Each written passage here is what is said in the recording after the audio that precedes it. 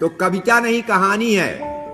ये दुनिया सबकी नानी है और नानी के आगे ननिहाल का वर्णन अच्छा नहीं लगता।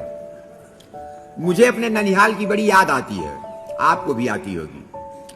एक अंधेरी कोठरी में एक गोरी सी बूढ़ी औरत रातों दिन जलती रहती है चिराग की तरह मेरे जेहन में।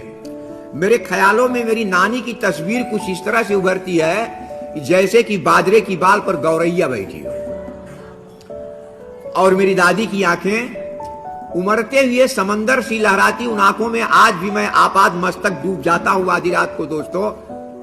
और उन आंखों की कोर पर लगा हुआ काजल लगता था कि जैसे क्षितिज के छोर पर बादल घूम रहे हैं।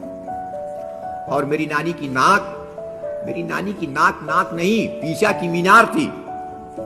और मुंह की मत पूछो, मुंह की जोर थी मेरी नानी। और जब चीख कर डांटती थी तो जमीन इंजन की तरह हाँफने लगती थी, जिसकी गरमाई में आसमान का लोहा पिघलता था। सूरज की देह गरमाती थी, दिन को धूप लगती थी और रात को जूड़ी आती थी।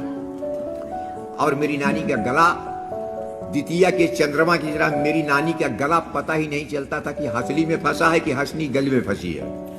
लगता था कि गला गला नहीं, विधाता ने समंदर में सेत बांध दिया है। और मेरी नानी की पीठ पीठ नहीं पामीर की पठार थी।